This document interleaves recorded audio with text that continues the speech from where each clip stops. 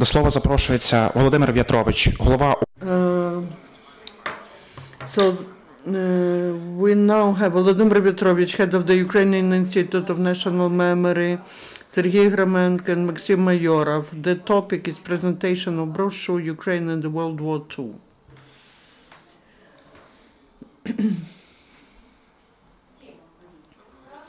Good afternoon. Immediately I would like to mention that we will not be just presenting the brochure. Tomorrow is the 8th of May. For the first time at the state level, we'll be commemorating the Day of Memory, and the 9th of May, the Day of Victory. And this will be the new format of commemorating two anniversaries connected to World War II. And this commemoration, before that, we conducted a lot of organizational work, and we will tell you about our work, the work of the Ukrainian Institute of National Memory, and we'll be showing you how we were preparing the information materials to get ready to the 8th and 9th of May. The information campaign dedicated to the end of the World War II was started by the Ukrainian Institute of National Memory in January this year, and the first event was the exhibition that we opened up together with the Museum of World War II, which was called Auschwitz, Ukrainian Account, and it was about Ukrainians who were the prisoners of this awful concentration camp, and about Ukrainians who were liberating them. After that, there were events dedicated to the anniversary of destroying Kurikivka village in Chernigivsky region, and that was the biggest punitive operation of Nazi in the times of the Second World War. After that, there were events dedicated to Carpathian Ukraine. In 1939, Ukrainians were the first nation in Europe who did not agree to annexation and who started combating, defending their homeland. And then now I would like to talk about 8th and 9th of May. In March, there was a presidential decree published that identifies the new format of commemorating these anniversaries. After that, on the 9th of April, the Verkhovna Rada approved the law, and the law identifies 2 days, the 8th of May, which will be the Day of Memory, and the 9th is the Day of Victory over Nazism. The Ukrainian Institute of National Memory prepared a lot of information materials which we disseminated, sent to mass media and to different authorities. One of them was the methodological recommendations for schools on how to conduct the lessons of memory dedicated to the 8th or 9th of May, with a list of information materials, video materials, publications which are to be used. Then we also prepared some videos, infographics, which I would like my colleagues to present. The first one will be Maxim Mayorov, who will talk about these video materials and others that we prepared and that we see on some of the TV channels and in the internet. We'll start probably with the presentation of information graphics that we have developed together with the Ukrainian Crisis Media Center, and it is meant to be disseminated through social networks, and it's about the role of Ukraine in the Second World War. Now you see the chronology and statistics. It also quotes Ukrainian heroes who made themselves famous during the Second World War. This is a framework information graphics, but we also prepared a series of images about Ukrainians who participated in the Second World War, Ukrainians who served in the various armies, who fought on the Allied side. We see Ivan Kozhedub, who was the best aviation ace on the Allied side. We also see a representative of Polish Air Force, Mikhailo Barenko, who was born in Kiev but served in the Polish army.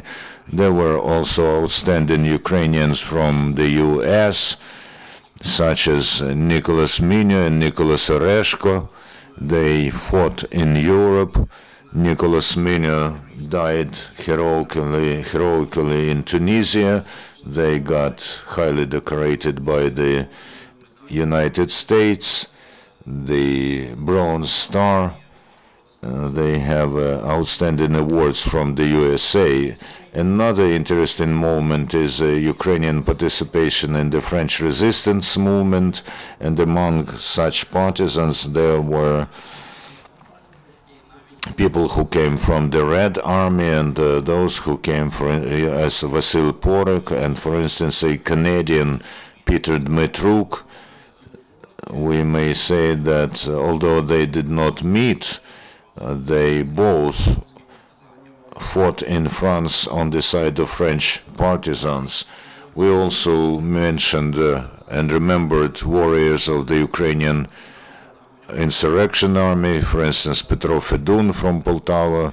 Before he joined the Ukrainian insurgent army, he fought against Germans in the Red Army in 1941. Also Helena Kuzmenko, whom we will talk about in more details in video. Anna Khrapleva, who served in the Canadian Women Army Corps, a page which is little known in Ukraine. We hope that we will know more about this in the future.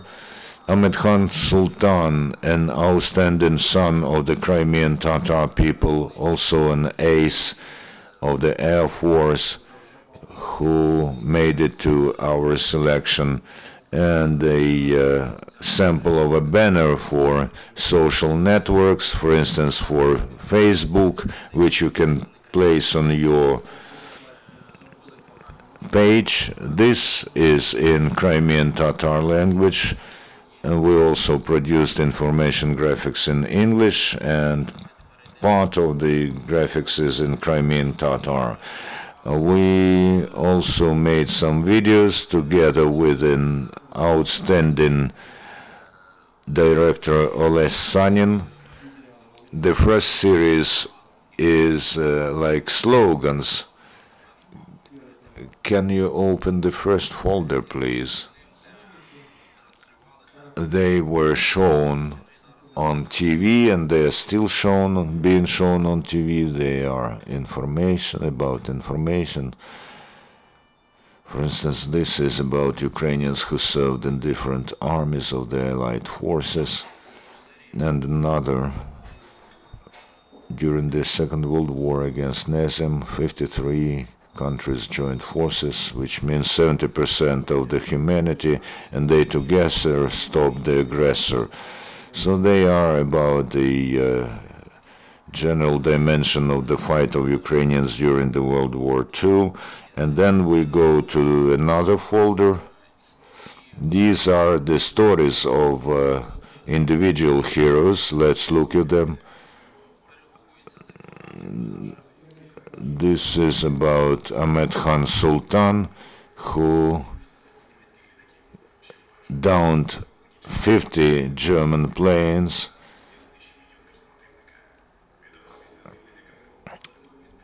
After Crimea was liberated, he got a leave for home, and he witnessed the forced deportation of the Crimean Tatar people, when within 3 days almost 200,000 people were deported to exile. On the 1st of February 1971, he died while testing a transportation playing. Until his last day, he was fighting for the restoration of the rights of his native people. In 1945, the German command ordered to mine the Polish city of Krakow. Yevhen Berezyuk and his intelligence group got the map of the mining and they saved the city. However, he was accused of espionage and was put in a filtration camp by the Soviet Secret Service. The Golden Star of the hero of the Soviet Union, Yevhen Berezyuk, got only after the Soviet Union dissolved. He got the title of the hero of Ukraine only in 1991. We remember we were victorious. Michael Stank, a ordinary guy from the Ukrainian emigre family, volunteered for the war. He didn't think he will enter the history of the USA. Since 1942, he took part in fighting in the Pacific.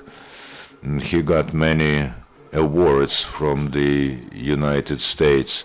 In 1945, Michael Strank, a Ukrainian, raised the American flag over the Japanese island of Iwo Jima, an impenetrable fortress which was finally taken, and this was a symbol of the Allied victory in the Second World War. In a couple of days he died in action, but the memory about this is entrenched in the military monument of the Marines of the USA in a suburb of Washington, D.C.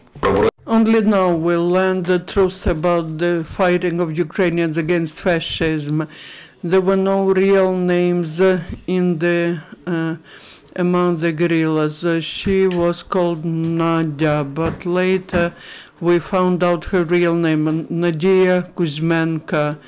The girl was saved by the relatives from Donbass. When fascists came to Donetsk, she became the machine gun shooter, and she was fighting for the liberation of the motherland. In 1946, she was arrested by the security service, and she was sent to Vorkuta camps, but she did not give up. Galina Kuzmenko, Nadia. We will always remember our heroes. We remember, and we will win. There were 53 countries in anti-Hitler coalition. Ukrainians were fighting against fascists everywhere. Canadian Petrov was sent as a volunteer to England. In 1943, his airplane was downed in the sky above France, but he survived and he fought against fascism together with French comrades in arms. They called him Pierre the Canadian. Then he was taken prisoner of war. Petro Dmitruk has not become the betrayer. He has become the hero. After the war, in the French town, there was a street named after Pierre Canadian. We remember, we win. So that is the series of 5 videos, and that emphasizes that Ukrainians were fighting in different armies. It expands the horizon of perceiving and understanding the Second World War. These videos are shown on TV, and they have become so popular that volunteers offered us to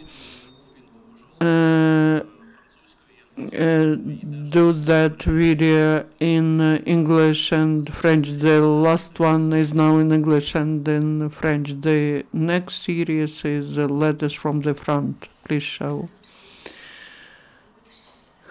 Dear son, be happy and go to fight. Don't be afraid of a bullet. Be the hero in fighting.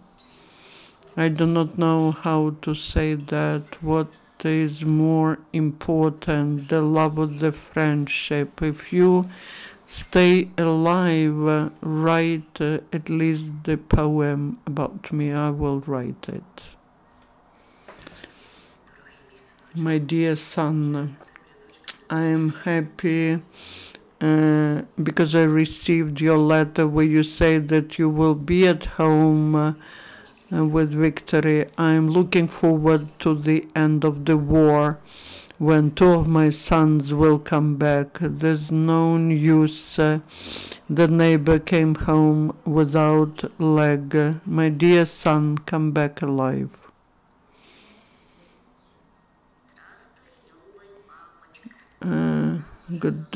Hello, dear father.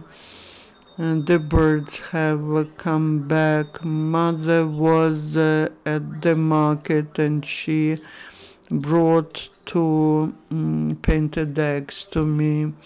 And then someone said that the neighbor was killed. My dear father, I don't need anything. Just come back home alive.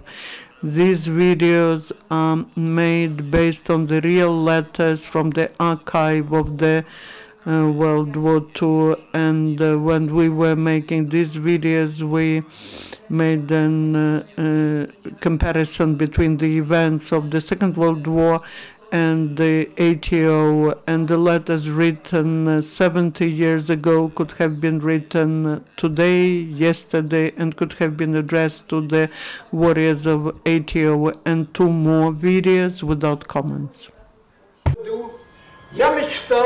This year I dreamed about celebrating the victory, the day of the victory in the World War II, with my grandson who served in the National Guards, but he was killed in action while defending his motherland.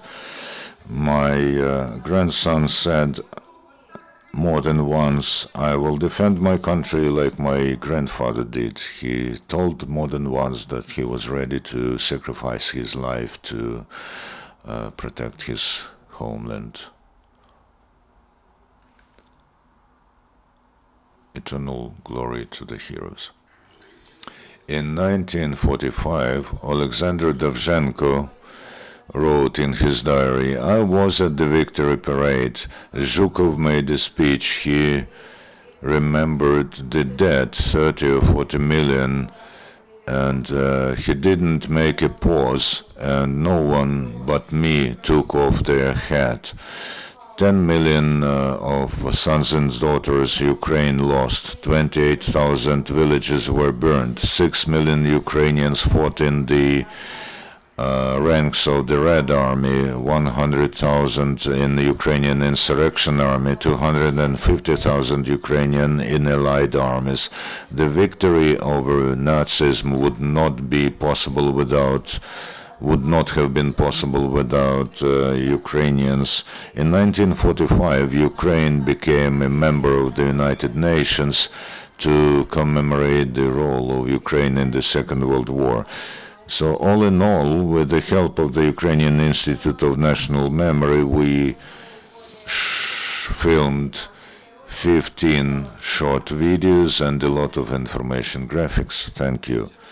Another very important information material that we presented yesterday at the Government Press Center. This is a brochure that everyone can get at the reception, Ukraine in the Second World War, and Serhyi Hromenko will talk in detail about this. Thank you. I will be brief, not to repeat the presentation that you will be able to see, and also not to talk about the contents of this brochure.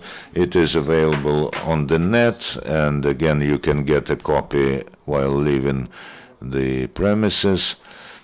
As such, the Ukrainian Academic Historical science does not have problem with studying the Ukrainian World War, but there's a problem with bringing the results to broad audience. That's why the brochure, which has 28 pages, does not reflect the entire complexity of war for Ukrainians, but this is an intermediary result, and this is a roadmap for the future. We have gathered there the most important facts and statements and some infographics that shows what the war was for Ukraine and how Ukraine fought in the war. And I hope that before we mark the 70th anniversary of the end of the World War II, we will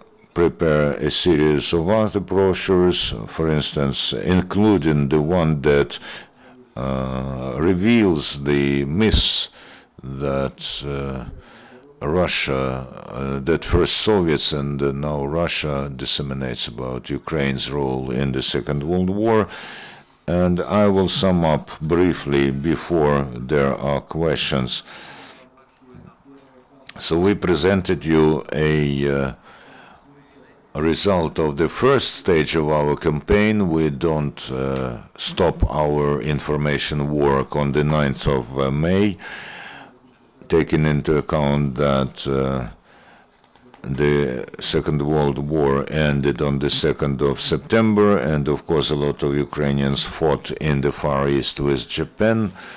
And there will be a scientific and popular science publication, War and Myth, where we will talk about 70 most popular Soviet and now Russian myths about Ukrainians in the Second World War. Thank you. What is the circulation of the brochure? How you will disseminate it in districts and villages? At the moment, the print is 4,000 in Ukrainian and 1,000 in English, and the English version will be given to diplomats in Kiev. We also send out the Ukrainian version to educational authorities and establishments, and we also sent soft copies to regional state administrations so that they print out them in their home cities. And I think that everyone who wants can download this brochure on our internet resource. No